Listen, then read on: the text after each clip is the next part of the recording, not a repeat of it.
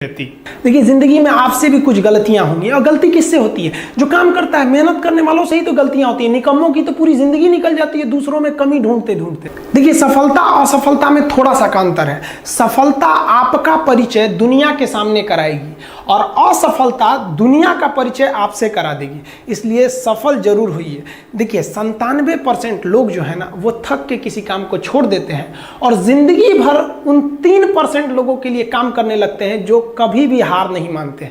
मेहनत बता देता है कि परिणाम कैसे मिलेगा, वरना परिणाम तो बताता ही है कि आपका मेहनत कैसा था। कुछ लोगों को लगता है कि उनके पिताजी बहुत पहुंच वाले हैं, दादाजी बहुत पहुंच वाले हैं, तो उनकी बदौलत हमें कोई काम मिल जाएगा, कोई जॉब मिल जाएगा। तो कोई ये बहुत बड़ी बात नहीं है। पहचान से मिला काम बहुत देर तक नहीं रहती है, लेकिन काम से मिलने वाली पहचान आजीवन रहती है। हम स्टूडेंट्स को कहना चाहेंगे, आजकल स्टूडेंट्स को पता नहीं क्या हो गया है ना, सोच रहा वो लड़की के पीछे पगलाया है, कहता है कि लव हो गया। भाई, दुनिया में लव नहीं होता है किसी से। ये एक अट्रैक्शन है सबको। मान लीजिए मेल है तो उसे फीमेल से होगा, फीमेल से है तो उसे मेल से होगा। तो कोई कैसे कहेगा कि हम तुम्हारी ओर अट्रैक्ट हो रहे हैं? तो उसको छुपाने के लिए कहता है हमको लव हो गया। भैया, लव अब नहीं हो गया। अगर आपसे कोई कहता है ना कि आपको वो आपसे ट्रू लव करता है, तो उससे कहिएगा कि हमको अभी मेरा किडनी खराब हो गया, 1 लाख रुपए की ज़रूरत है, नहीं देगा। लेकिन आप अपने माता पिता से कहिएगा कि हमको 1 लाख की ज़रूरत है, और रियल में भी अगर हो जाएगा तो वो अपना शरीर बेच देंगे आपके लिए, लेकिन वो नहीं बेचेंगे। ये होता है लव। लेकिन लोग अट्रैक्शन को लव कहते हैं, उसके लिए पूरी ज़िंदगी बर्बाद कर देते हैं। ये सब बाबू गलत चीज़ है। जो आप अपना देखिए, आप अपना करियर छोड़ के अगर इस सब चीज़ में जाइएगा तो पूरी लाइफ बर्बाद हो जाएगी।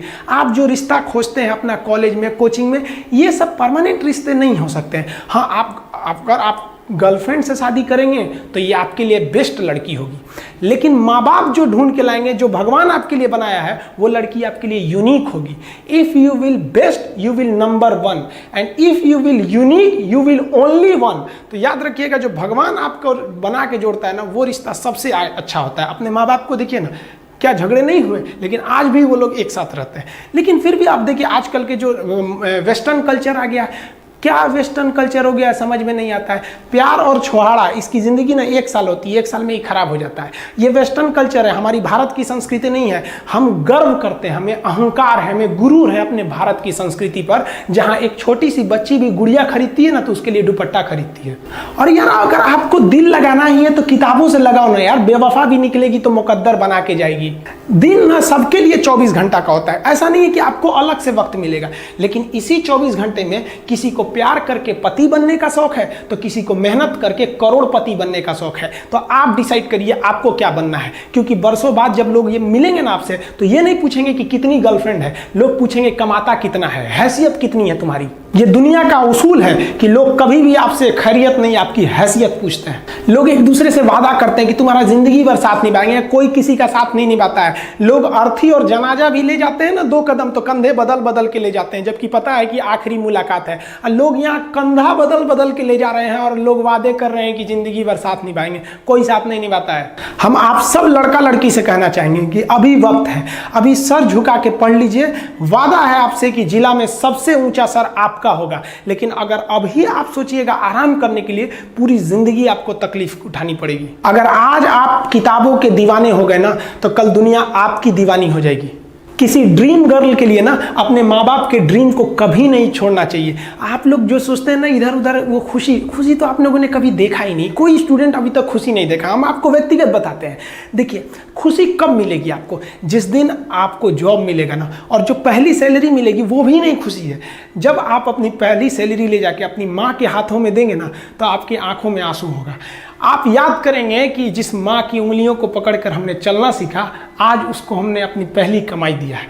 और जब कमाने लगेंगे ना, तब समझ में आएगा कि लाखों रुपए की अहमियत कुछ नहीं है, वो 1 रुपए के आगे जब माँ स्कूल जाते वक्त दिया करती थी। और गौर से देखा करो अपने माँ बाप के आंखों में, ये वो आईने होते हैं जिसमें बच्चे कभी बूढ़े नहीं होते। देखिए, जीवन में ना अपने अंदर से अहंकार बिल्कुल निकाल दीजिएगा। अहंकार बहुत ही खराब चीज है। कहते हैं कि अहंकार में इंसान को इंसान नहीं दिखता, छत पे चढ़ जाओ तो खुद का मकान नहीं दिखता। अहंकार नहीं करना चाहिए। छत को बहुत गुरूर था छत होने का, 1 मंजिल और बनी और छत फर्श हो गया। अहंकार कभी नहीं कीजिएगा। तूफान ज्यादा होती है तो कश्ती डूब जाती है, और घमंड ज्यादा हो जाती है तो हस्ती डूब जाती है। जिस दिन आपको घमंड होने लगे ना अपने आप के ऊपर कि हम बहुत बड़े हो गए हैं, हम बहुत पढ़ लिए हैं, हम बहुत सक्सेसफुल मैन हो गए, हम बहुत बड़े बिजनेसमैन, हम बहुत, मतलब जिस दिन आपको घमंड हो गया ना, उस दिन आप शमशान घाट में जाके देखिएगा, आपसे नायाब लोग, आपसे अच्छे अच्छे लोग वहाँ खाक बन गए। दुनिया में ना किसी से जलन नहीं रखनी चाहिए। देखिए माचिस जो होता है ना दूसरे को जला देता है, लेकिन कभी माचिस को देखें वो खुद को भी जला लेता है। अतः अगर आप दूसरे की बुराई करेंगे, दूसरे के पीछे रहेंगे ना, तो इसमें आपका लॉस होगा। और अगर आपकी कोई बुराई कर रहा है ना, तो आपको खुश होना चाहिए क्योंकि आप आगे बढ़ रहे हैं। बुराई उसी का लोग करते हैं जो आगे बढ़ रहा होता है, जो पहले गिरा हुआ है उसकी लोग क्या बुराई करेंगे। और जब भी आपकी कोई बुराई करे तो आप उसे सहज स्वीकार करें, और आप उसे प्रूव मत कीजिए कि हम ये नहीं हैं। हम लोग गलती क्या करते हैं स्टूडेंट लोग, कि प्रूव करने लगते हैं। नहीं, आपको अपने आप को इंप्रूव करना है। अगर कोई गलती हो गई है, आपको कोई बुराई कर रहा है, तो आप उसको सहज स्वीकार कीजिए। जिस दिन आपके अंदर अपनी बुराई सुनने की क्षमता आ गई, यकीन मानिए आप सफलता के दहलीज पे अपनी पहली कदम रख दिए उसी दिन। लोहा जो होता है ना, उसे कोई नहीं तोड़ सकता है, लेकिन उसी लोहे के अंदर का जो जंग लग जाता है ना, धीरे धीरे दीमक की तरह उस लोहे को खदड़ते जाता है। इसलिए अपने अंदर अहंकार को मत लाने दीजिएगा।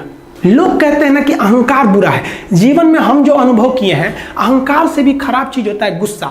देखिए अहंकार उत्पन्न ही नहीं होगा जब तक आपको गुस्सा नहीं आए। आप ऐसे नॉर्मल बैठे हैं और आप किसी से कहिएगा कि तुम्हारी क्या औकात है, जब तक आपको गुस्सा ना आए। तो अहंकार एक पेड़ है और गुस्सा उस पेड़ का जड़ है। इसलिए गुस्सा जिस दिन आया उस दिन आप बर्बाद हो जाएंगे।